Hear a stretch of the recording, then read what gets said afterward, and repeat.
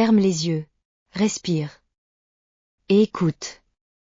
Chaque homme, un jour ou l'autre, entend un appel qu'il ne comprend pas. Un murmure lointain. Un besoin de partir. De s'éloigner du bruit du monde. Et de retrouver ce silence que rien ne remplace. Peut-être que toi aussi, tu as ressenti cet appel. Celui de la mer. Ou peut-être d'une autre mer, celle qui vit à l'intérieur. Ici, sur Mindbooks, on ne cherche pas des histoires à comprendre. On cherche des histoires à vivre. Des récits qui apaisent, qui questionnent, qui éclairent nos nuits. Ce que tu vas entendre, ce n'est pas une simple lecture. C'est un voyage. Un voyage vers le large, vers l'inconnu, et vers toi-même. Une traversée faite de tempêtes et de silence, de peur et de beauté. Une quête d'homme, celle d'Ishmaël, le marin de Moby Dick, et celle de tous ceux qui cherchent un sens, là où le monde semble n'en avoir aucun. Alors installe-toi. Ferme les yeux si tu veux. Laisse ta respiration suivre celle de la mer. Et écoute, car au fond, la seule chose que l'océan veut te dire, c'est que tout passe, et que tout revient, comme les vagues. Bienvenue sur Mindbooks. Aujourd'hui, nous embarquons pour un voyage hors du temps, Moby Dick, la mer. Le mythe et la folie de l'homme.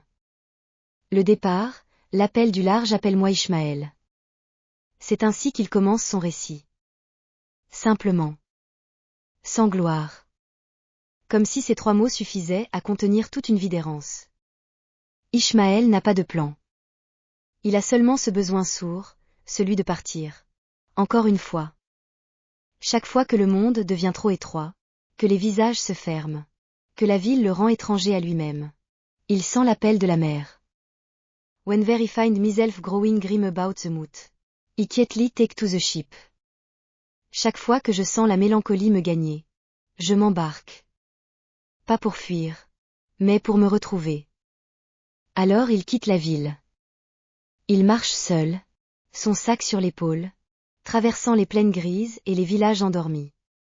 Le vent du large porte déjà l'odeur du sel et du goudron. Au loin, les mâts oscillent, comme des prières adressées au ciel. Il arrive à New Bedford, un port vivant et rude, où se croisent marchands, marins, aventuriers, et rêveurs comme lui. Les rues sont humides, bordées de tavernes enfumées. Les enseignes grincent au vent. Un brouillard épais enveloppe la ville, comme si la terre elle-même voulait le retenir encore un peu. Mais Ishmaël n'écoute pas. Il avance, attiré par ce qu'il ne comprend pas encore, la promesse de la mer. La nuit tombe. Il pousse la porte d'une auberge, The Spouté Inn. À l'intérieur, les murs sont couverts de tableaux de naufrages et de monstres marins. Les visages sont rudes, tannés par le vent et la peur. Le patron lui propose une chambre. Mais à une condition, il devra la partager avec un harponneur étranger, arrivé avant lui. Ishmaël hésite. Puis il accepte. C'est ainsi qu'il rencontre Kikeg. Un homme venu des mers du Sud, au visage tatoué, au regard tranquille. Le premier contact est étrange, presque comique. Le marin s'endort en priant une idole de bois, pendant qu'Ishmaël l'observe, partagé entre la crainte et la curiosité. Mais au matin, la peur a disparu.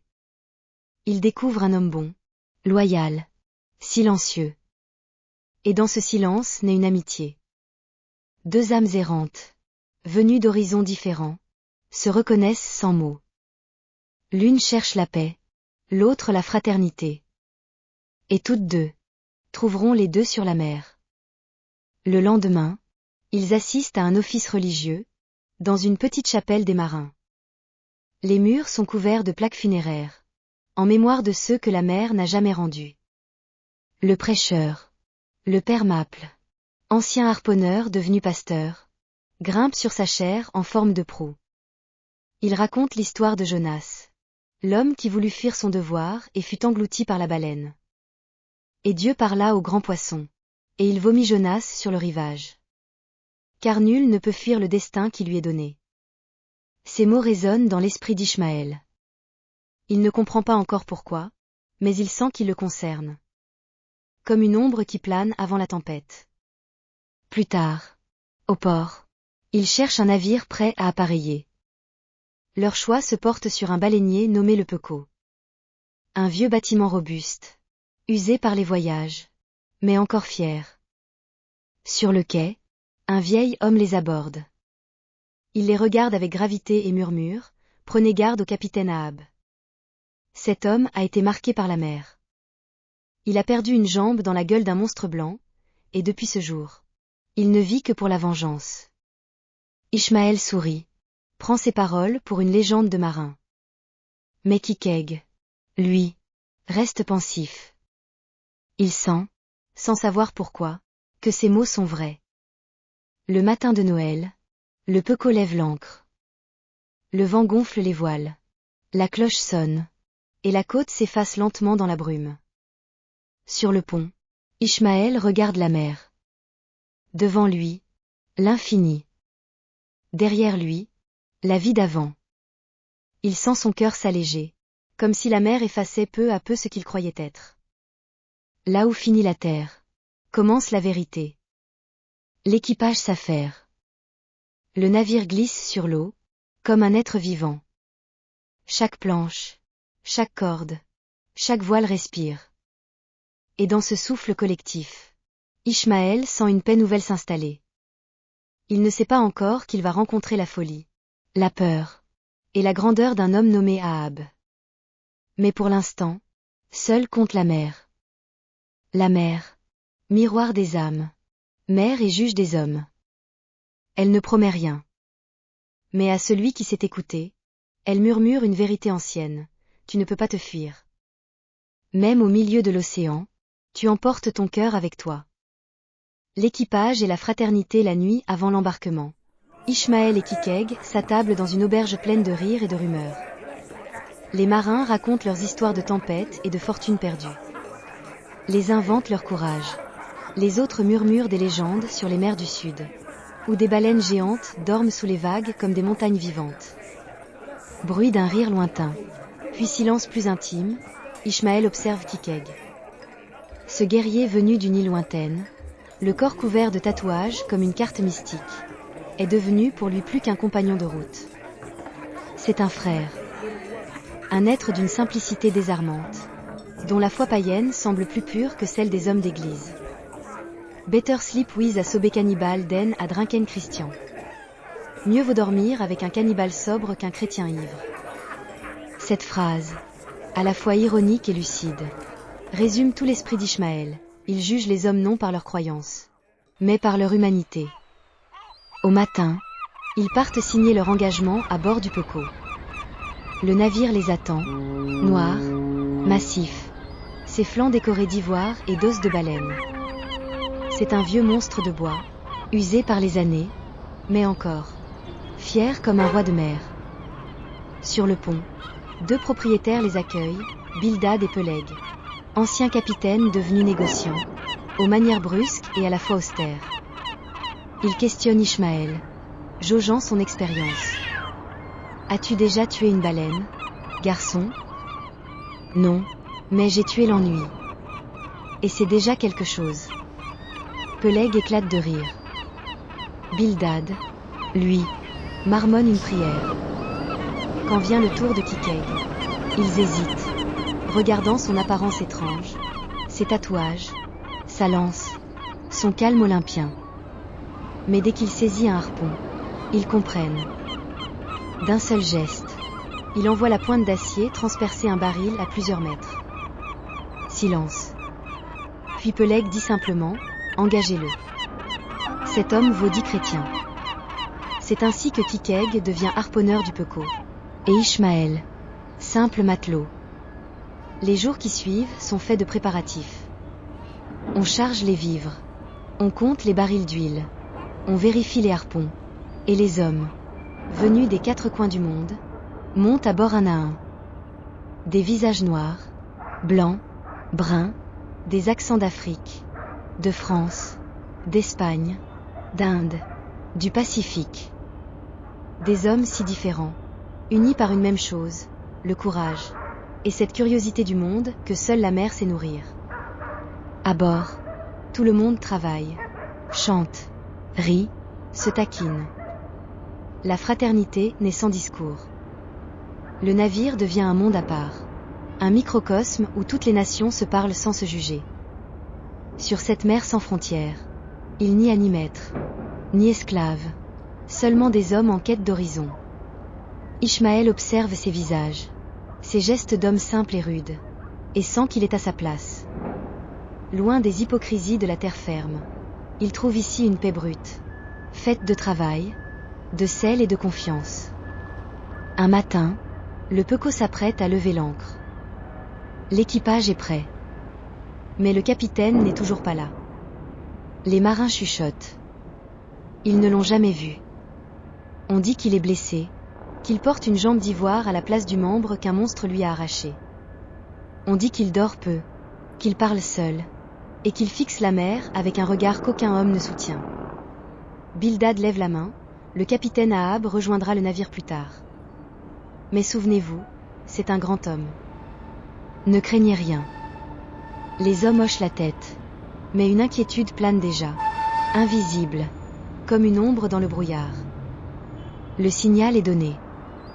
Les cordages se tendent, les mâts gémissent, et lentement, le Pequot quitte le port. Les quais s'éloignent, les silhouettes deviennent floues. Le vent emporte les dernières voix, les dernières odeurs de terre. Ishmaël regarde la mer s'ouvrir devant lui. Un frisson le parcourt. Il comprend qu'il vient de quitter plus qu'une ville. Il a quitté une vie. Le Pequot glisse vers l'horizon, comme un être vivant qui respire lentement. Autour de lui, le monde devient infini. La mer, immense, libre, indifférente. Ishmaël se penche sur le bastingage et ferme les yeux. Il sent le sel sur ses lèvres, le vent dans ses cheveux, et un calme profond s'installer en lui. Sur cette mer, il n'y a ni passé, ni avenir. Il n'y a que le présent. Et ce présent a la forme d'une vague. Ainsi commence la vie à bord du Pequot. Un navire comme un monde, un équipage comme une humanité miniature, où les différences s'effacent sous la loi commune du vent et des vagues. Ishmaël sourit. Il ne sait pas encore que cette fraternité sera mise à l'épreuve, et que le capitaine qu'il n'a pas encore vu changera à jamais le destin de tous. Mais pour l'instant, la mer est calme, et les hommes dorment en paix. La mer comme maître depuis des semaines. Le Pequot fend les flots. La terre n'est plus qu'un souvenir, une ligne brumeuse effacée par l'horizon.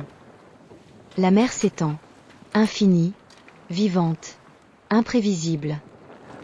Chaque jour, elle change de visage. Parfois d'un bleu calme et profond, parfois d'un gris sombre, chargé de colère. Les hommes apprennent à la respecter. Elle nourrit, mais elle juge. Elle console, mais elle peut dévorer. Elle ne fait pas de promesses.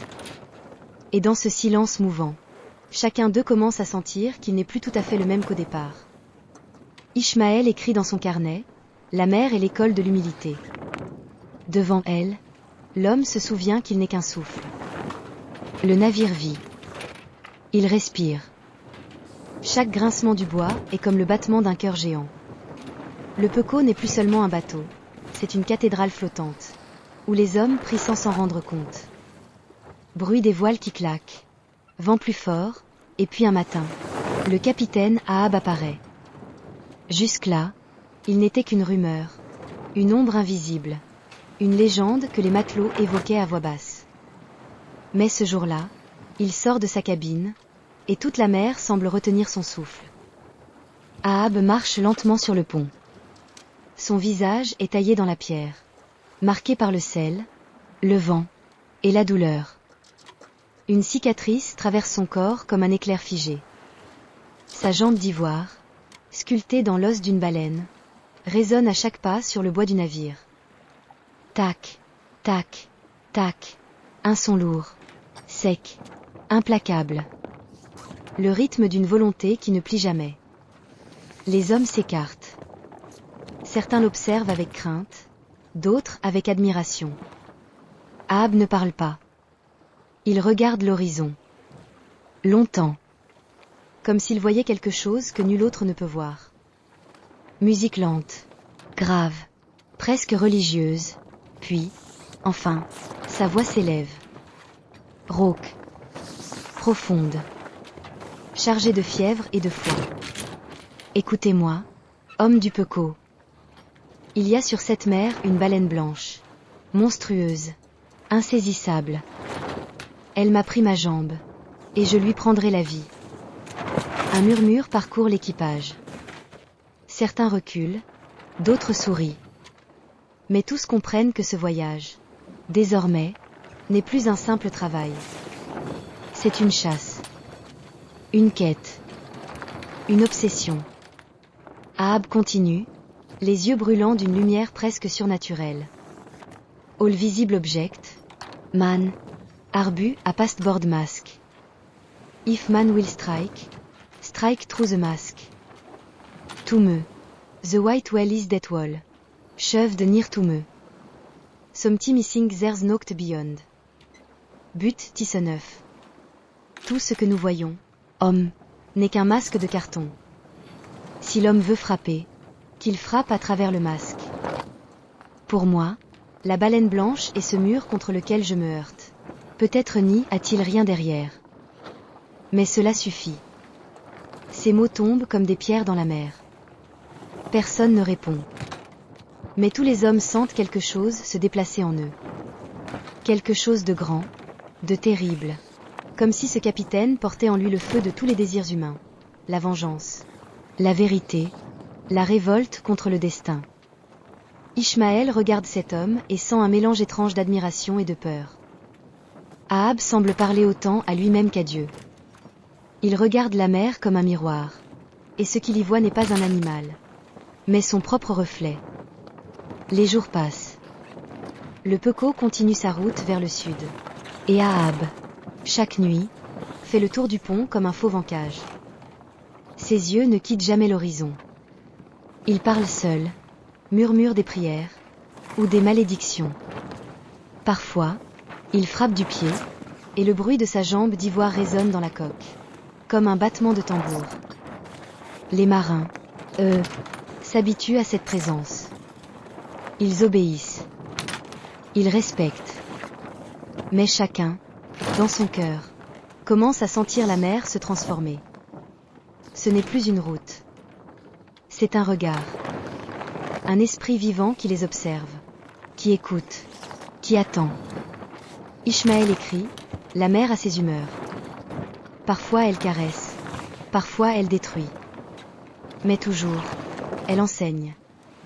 Et dans ce silence mouvant, il comprend que la mer n'est pas seulement un lieu. C'est un maître. Un Dieu sans temple. Un esprit qui ne parle qu'à ceux qui se taisent. Chaque vague semble porter un message. Chaque horizon cache une question. Et plus ils s'enfoncent dans la mer, plus les hommes sentent qu'ils s'enfoncent en eux-mêmes. La mer devient un miroir de l'inconscient, immense, imprévisible, pleine de beauté et de peur mêlée. Une nuit, une tempête éclate. Le vent hurle. Les voiles se déchirent. Les hommes courent. Et dans la fureur du ciel, Ahab reste immobile, face à la tempête, comme s'il défiait Dieu lui-même. Que le tonnerre tombe. Que les vagues me jugent. Je ne me soumettrai pas. Il lève sa canne d'ivoire, et la foudre éclaire son visage. Dans ce regard, Ishmaël croit voir la démence et la foi, entremêlées comme le vent et la mer. Quand le jour se lève, le calme revient. Le ciel est lavé, le navire intact. Mais quelque chose a changé. Le Pequot ne porte plus seulement des hommes, il porte une idée. Une flamme. Celle de l'homme qui refuse les lois du monde et veut percer le secret de la création, même si cela doit le détruire. Ishmaël ferme son carnet. Le vent souffle doucement. Et dans le roulis régulier du navire, il comprend. La mer ne se laisse pas dompter. Elle n'obéit pas. Elle enseigne. Et sa plus grande leçon, c'est celle de l'humilité. L'homme croit régner sur la mer, mais c'est elle qui règne sur lui. Elle n'a ni colère, ni pardon. Elle est l'obsession d'Achab depuis la tempête. Le capitaine Ahab n'a presque pas quitté le pont. Il dort peu. Il mange peu. Il marche, encore et encore, le regard fixé sur la ligne de l'horizon. Ses pas rythment les jours comme une prière ou une malédiction. Tac, tac, tac. Le bruit de sa jambe d'ivoire résonne sur le bois du peco, comme un battement de cœur obstiné. Un cœur qui ne veut plus oublier. Les hommes le regardent en silence. Ils obéissent. Mais chacun sent que quelque chose grandit en lui, une tension invisible. Une fièvre. Ahab ne parle presque plus. Mais quand il parle, c'est comme si la mer elle-même écoutait. Un soir, sous la lumière tremblante des lampes à huile, Ahab réunit tout l'équipage sur le pont.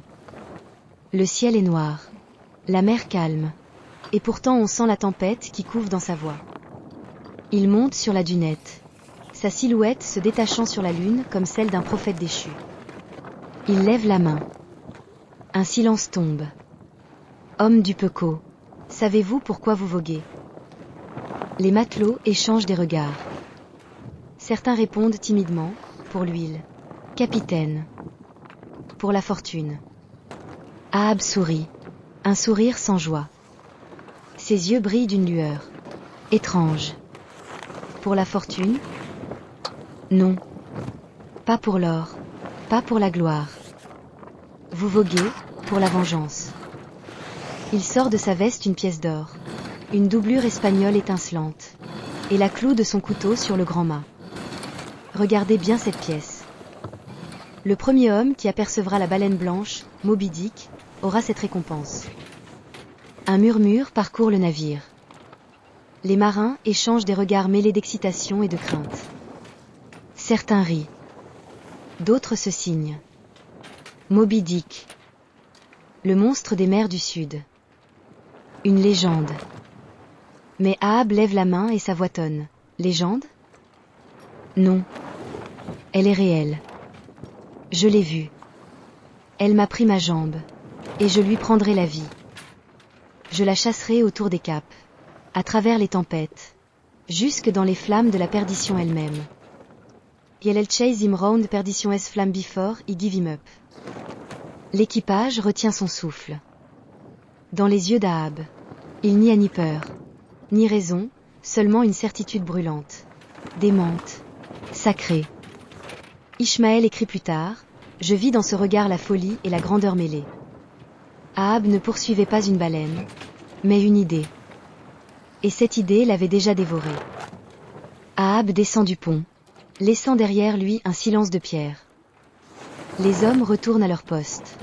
Mais nul ne dort cette nuit-là. Le peco tangue doucement. Et chaque craquement du bois semble répéter le même mot, Moby Dick. Les jours qui suivent changent le navire. Ce n'est plus un équipage.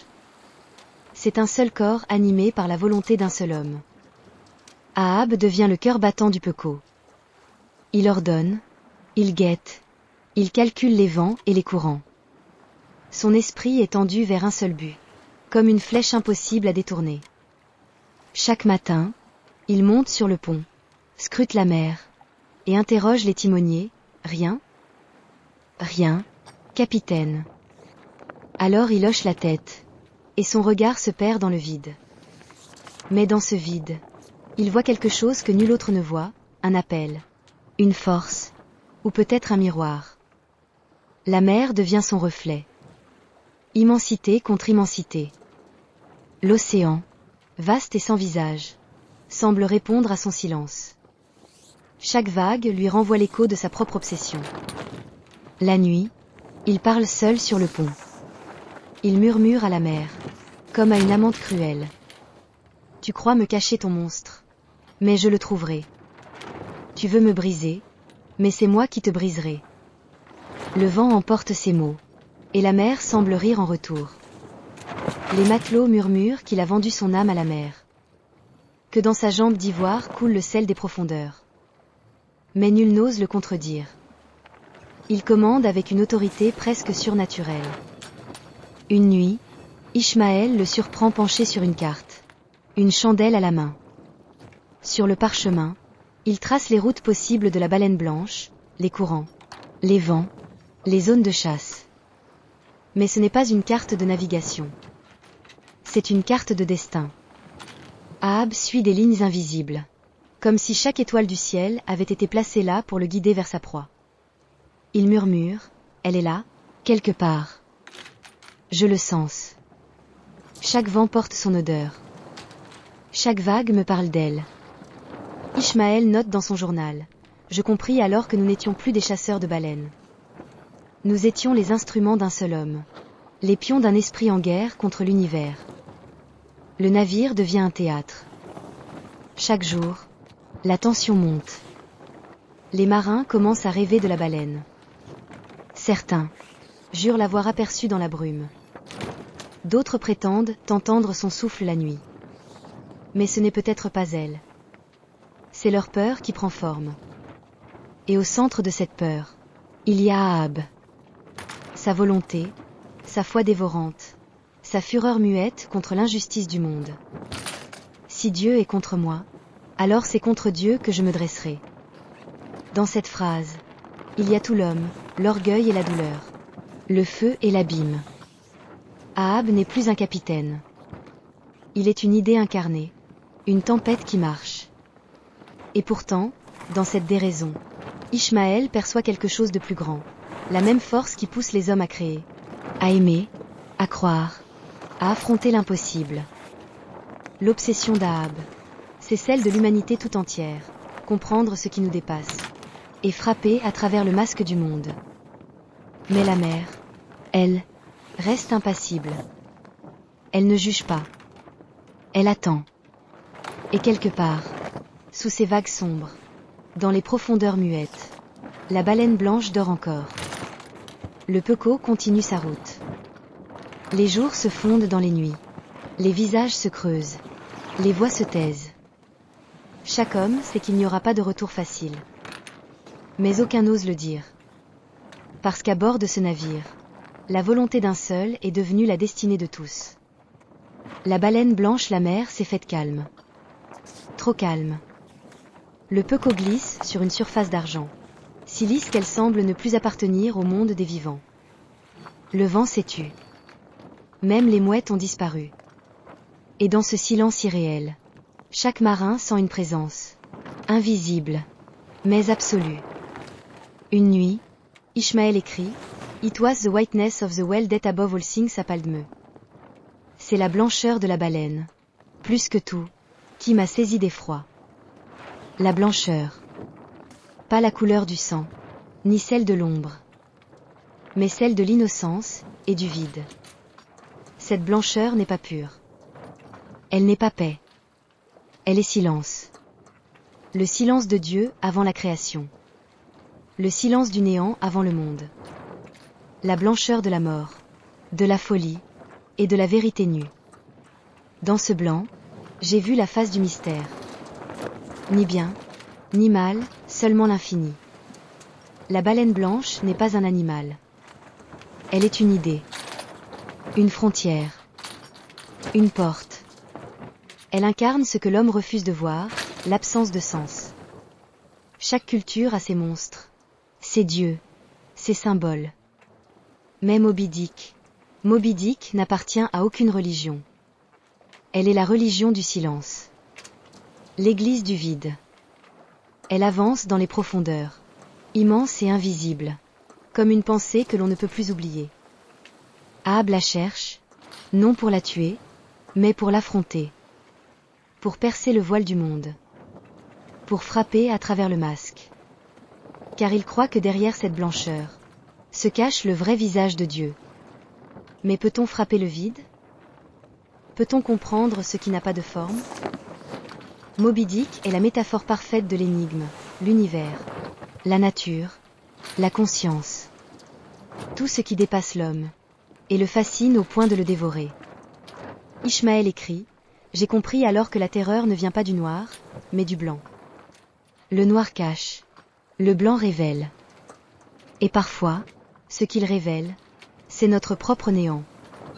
Une aube, le ciel est clair et la mer tranquille. Au loin, Quelque chose bouge sous la surface.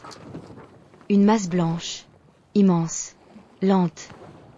Elle surgit à demi, dans un souffle d'écume et de lumière. Les hommes crient. Les harpons tremblent dans leurs mains. Ahab s'avance, immobile, comme s'il voyait un dieu se révéler. La voilà, murmure-t-il. L'ange du vide. La chose que nul homme ne peut nommer. La baleine ne fuit pas. Elle tourne autour du navire, paisible, majestueuse, comme si elle connaissait déjà la fin. Son œil fixe Ahab. Un œil sans haine, sans peur. Un œil qui voit tout, et qui ne juge pas. Dans ce regard, Ahab croit voir une moquerie. Mais c'est son propre reflet qu'il contemple. La baleine ne porte aucune intention. Elle est. Et c'est cela qui le rend fou. Elle n'a pas d'âme. Et pourtant elle incarne toutes les âmes.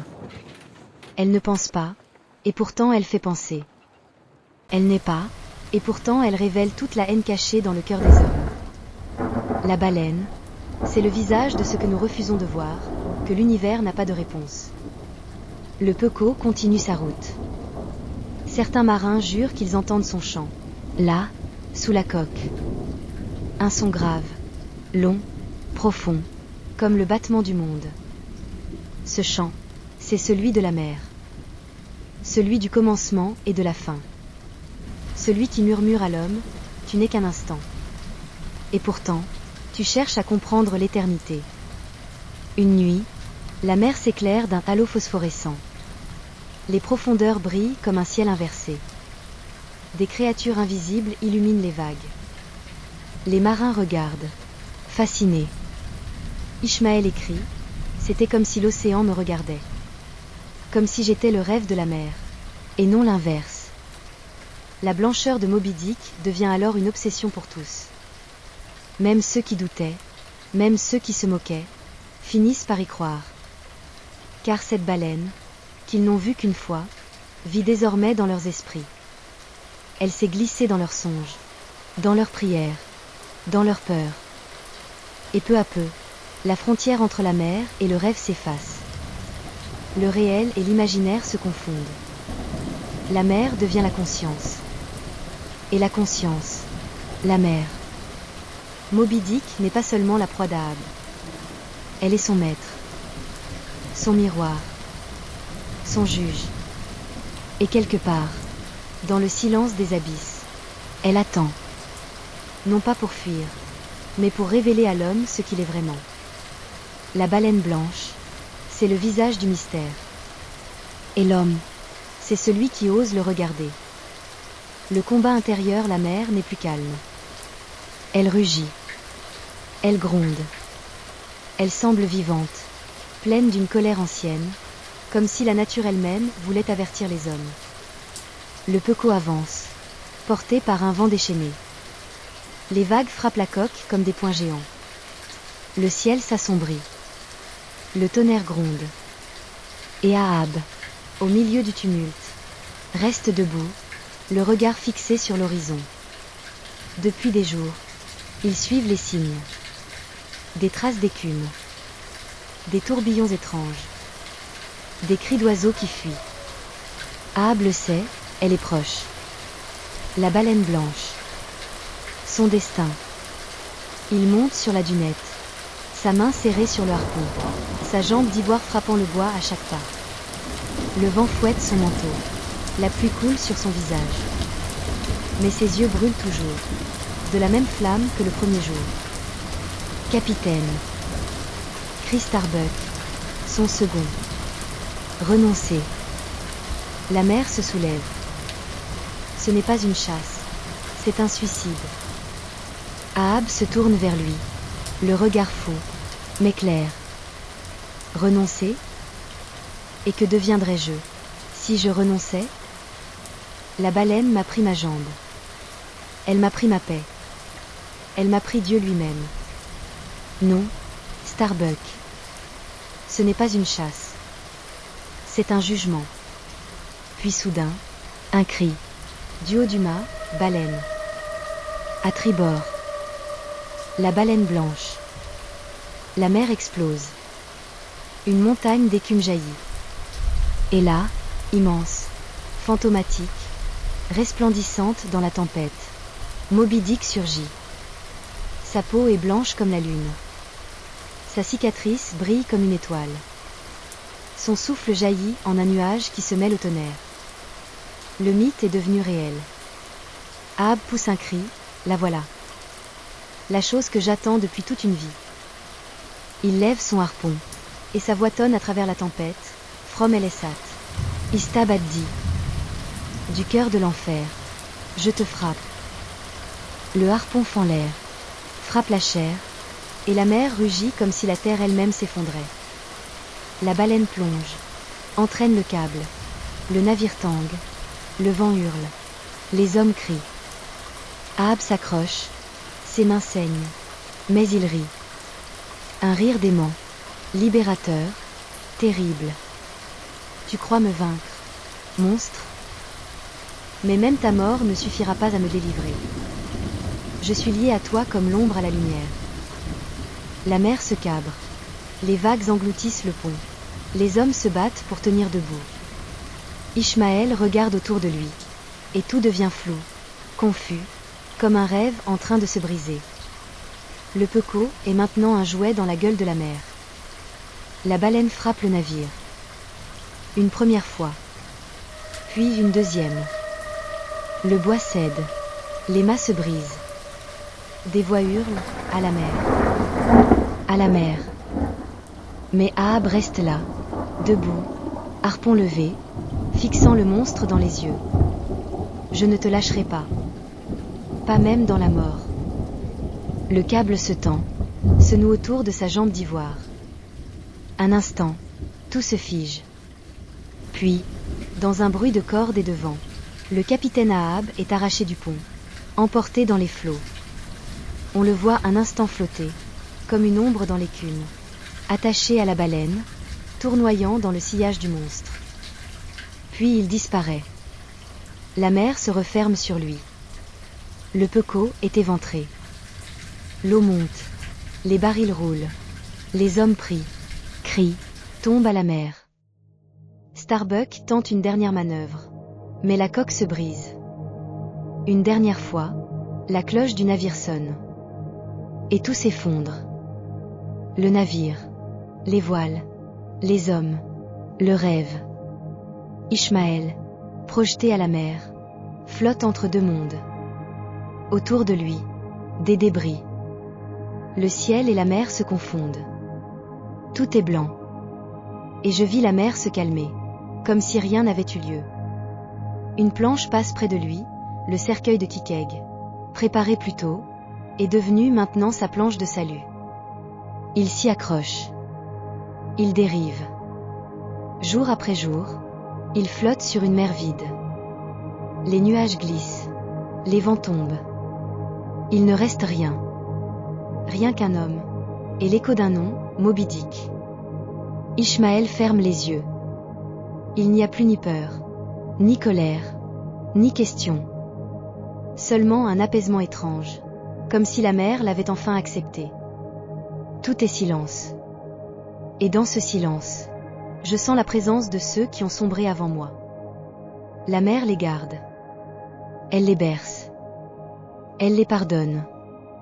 Puis, au loin, le bruit d'un navire. Des voix. Une corde jetée. Des mains qui le tirent hors de l'eau. Ishmaël ouvre les yeux. Le ciel est immense. Le monde est intact. Mais quelque chose en lui s'est brisé. Ou peut-être s'est ouvert. Je suis le seul à avoir survécu. Et je ne sais pas si c'est une bénédiction ou une punition. Le vent souffle à nouveau. La mer s'étend, indifférente, immense, paisible. La cloche du Pequot ne sonne plus. Les vagues effacent toute trace du navire. Et dans l'horizon vide, là, lumière blanche du matin ressemble à celle de la baleine. Rien ne bouge. Tout est fini. Ou peut-être, tout recommence. Épilogue et méditation finale, le vent est tombé. La tempête est passée. Le monde flotte à nouveau dans une paix muette, comme si rien ne s'était jamais produit. Ishmaël dérive sur la mer endormie, seul, suspendu entre le ciel et l'abîme. Autour de lui, le jour se lève lentement, comme une promesse. Les vagues caressent le bois de sa planche. L'eau est tiède, la lumière blanche. Tout est simple. Tout est calme. And the only I'm escaped alone, tout elle dit. Et moi seul, j'ai échappé pour te le raconter. Ces mots, simples et absolus, résument toute une vie. La perte, la peur, le courage et la grâce. Ishmaël ne cherche plus à comprendre. Il ne regarde plus derrière lui. Il se laisse porter. Et dans ce laisser aller, il trouve enfin la paix qu'il n'a jamais connue à terre. La mer, qui a tout pris, lui rend quelque chose, le silence. Ce silence qu'Achab avait voulu briser, et qu'Ishmaël apprend à écouter. La mer n'est pas un ennemi. Elle est un miroir. Elle ne punit pas, elle enseigne. Et dans son immensité, l'homme retrouve sa juste taille, petite, fragile, humaine. Chaque vague qui passe est comme une respiration du monde. Chaque écume qui se dissout est une pensée qui s'en va. Rien ne demeure, et c'est bien ainsi. La vie est une mer. Parfois calme, parfois furieuse. On s'y perd, mais c'est aussi là qu'on se retrouve. Les souvenirs d'Ahab, de Kikeg, de Starbuck viennent et repartent comme des reflets. Ishmaël les laisse aller. Ils ne sont plus souffrance. Ils sont mémoire, offrande, paix. Dans le grand mouvement du monde, rien ne se perd. Tout se transforme. Même la douleur, si on sait la regarder avec patience, devient lumière. Alors Ishmaël ferme les yeux.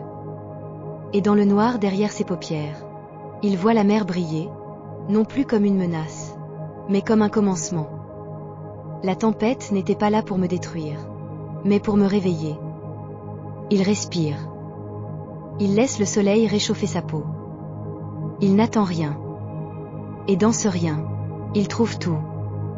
Le monde continue, indifférent, paisible. Les baleines nagent quelque part. Les vagues s'échouent sur d'autres rivages. Et l'homme, si petit, comprend enfin que sa place n'est pas de dominer, mais de danser avec le tout. Je ne suis plus chasseur, ni naufragé, ni témoin. Je suis une vague, parmi les vagues. Et dans ce silence, la mer et l'homme ne font plus qu'un. Le bruit de l'eau devient souffle, le souffle devient paix, et la paix devient lumière. Et moi seul, j'ai échappé pour te le raconter.